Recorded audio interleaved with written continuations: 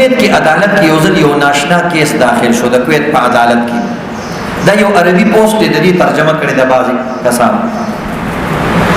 د کویتي عدالت کې یو کیس داخل شو د زوی اگینسٹ خلاف. پلار په خپل زوی باندې مقدمه وکړله. مقدمه دا وه چې زما زوی دې ماله خرچه راکوي ماهانه، زما زوی ماله ماهانه خرچه نه راکوي.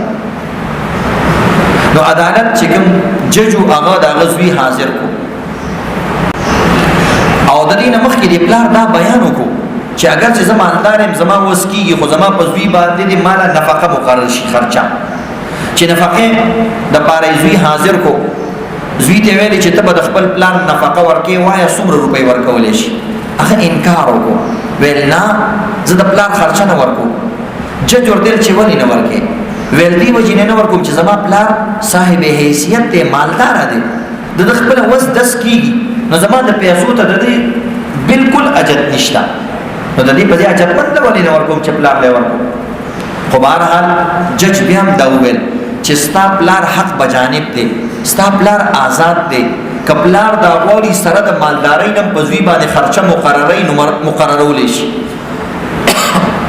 او دا زوی به د دې خپل پلار خرچه ورکوي، نو لہذا تا باندې لازم دي چې ته به ماهانه خرچه ورکوي. ویل څومره خرچه به ورکوي؟ هغه ویل بس پلار مې دي وایي چې فیصله اوس وشوه نو حکمنامه جاري شوه، نو پلار مې دي وایي چې څومره ورکوم. پلار یې وویل چې صرف ماله د 1 دینار 1 روپۍ ماهانه راکوي، خو زه دې کې یو شرط لګوم چې په دغه شرط دی راکوي او دغه طریقې سره به راکوي. هغه طریقه دا ده چې ماله به مې زوی دا 1 روپۍ ماهانه په خپل لاس باندې راکوي بلا واسطه، د چا په واسطې به نه راکوي، په خپل لاس به راکوي. زما کور ته به راځي، ما سره به کینی او دا 1 روپۍ به ماله راکوي. جج ویل چې بس ټیک ده، موږ خو دله زیاتې روپۍ مقرر کولې، خو ته 1 روپۍ غواړې، نو هغه تا حیات دا حکمنامه جاری کړه چې دا زوی به تر د پلار ژونده پورې 1 دینار په خپل لاس باندې براه راست د خپل پلار په جولۍ کې اچوي. خو هغه جج سوچ ونه کړو چې په دې کې څه حکمت دی چې دا 1 روپۍ غواړي او مالداره سړی دی. بهرحال چې عدالت برخاست شو نو دې جج دا سړی راوغوښتو، څه کسان هم ناست وو. ویل بوډا ماما ستا په دې حکمت باندې پوه نه شو چې ته مالدار یې، سره د دې باوجود چې ستا پیسې مال حال لري او بیا دې مطالبه صرف د 1 روپۍ وکړله، نو په دې 1 روپۍ کې څه حکمت دی چې 1 روپۍ غواړي؟ هغه ورته جج سلامت، زما د خپل زوی سره ډېره زیاته مینه ده او ډېر زیات محبت مې دی ورسره، او زما دا زوی ډېر زیات بې وفا دی او دا ما ډېر اګنور کوي، ما ته ډېره توجه نه کوي، ما نه اعراض کوي او ما ته توجه نه راکوي. کلونه تیر شي زما زوی زما زیارت او دیدار لره نشي، ډېره زما سترګې ده پسې چې کوم دی ړندې شوې چې زما زوی به کله راځي. هر سړی چې دروازه ټکوي زه په دې انتظار باندې یم چې زما زوی به ما کره راغلی، چې بار وګورم پردی سړی وي، کله څوک وي کله څوک وي، نو زما زړه د پسې ډېر زیات کړېږي، زما سترګې د پسې جړېږي، زما دل او دماغ د پسې پریشان دي.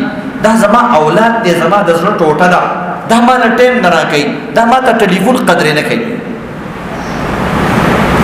نو جج ډېر زیات غوسه شو او هغه دې باباجي ته وایي او دې پلار ته وایي چې کاش تا یو 10 منټه مخکې ما ته دا خبره کړې وې او ستا زوی د عدالت نه وی تللی، نو ما به ستا زوی په جیل کې اچولی وې او ستا په زوی باندې ما کوړې وهلې، د کوړو سزا مې دې دپاره مقرر کوله او سره د دې نه چې نفقه به یې درکولې او دله به سزا ملاوېدې. دا دومره نااهله دی، دا دومره بې وفا دی چې د خپل پلار د مینې او محبت دپاره د سره ټیم نشته، نو ما به دله سزا ورکولې وې. نو هغه پلار ورته څه وایي ما ځکه هغه وخت کې دا بیان ونه کړو چې ما ته پته وه چې ته به دله سزا ورکې او چې کله تا دله سزا مقرر کولې نو زما په زړه باندې به ډېر تکلیف تېرېدی.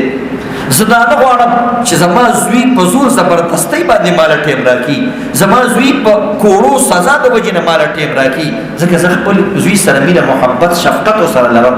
نو چې تا دله سزا ورکولې نو دا سزا زما په ده باندې نه پیرزو کېده.